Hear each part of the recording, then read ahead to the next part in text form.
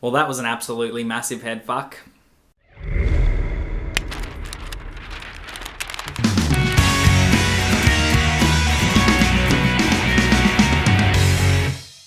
A Trip to Infinity is the brand new science documentary that sees a bunch of physicists and philosophers and cosmologists and mathematicians dive into what makes infinity and what infinity actually is. Now, for somebody who isn't quite on the level as these super geniuses who can think about numbers in the way that these people think about numbers, and the people who can see the universe and understand the science behind all these things, for me, this documentary is a massive headfuck. The way that this documentary has been put together is made for people like you and me, the little people who prefer to read fiction books and who prefer to watch fucking stupid reality TV shows and watch funny movies and all this sorts of stuff. The way that the documentary has been put together is put together in a way that aims to make it understandable for the layman. Now, the stuff that they're talking about is very, very dumbed down. If it's going to be accessible to a lot of people on Netflix, it needs to be dumbed down a little bit. And it is, which is something that I'm really grateful for, because I don't understand any of this shit.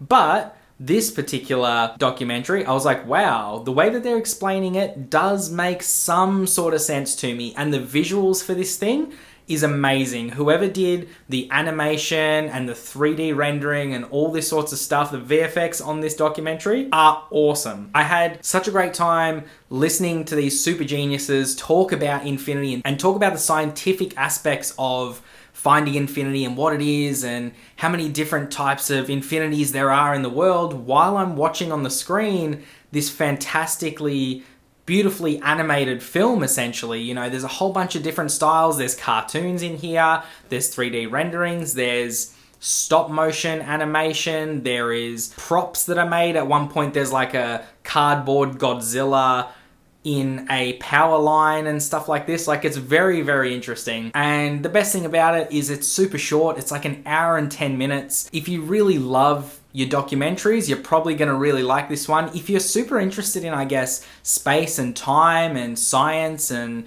philosophy and all this sorts of stuff, you'll really enjoy A Trip to Infinity. I fucking loved this thing. I'll probably watch it again at some point, as long as it stays on Netflix, that is. I recommend everybody watch this one here. Even if you're not a big science nerd, or, you know, you don't think about the universe, or you don't think about time and space and numbers in the way that these people do, you will really, really enjoy this documentary. I fucking loved it. So I'm going to give A Trip to Infinity a 9 out of 10. So tell me, guys, has anybody watched A Trip to Infinity? If you have, comment down below. Let me know what you thought about it. Yeah, as far as documentaries go, this is probably one of my favorite ones. It hits all the right beats, especially the stuff that I like.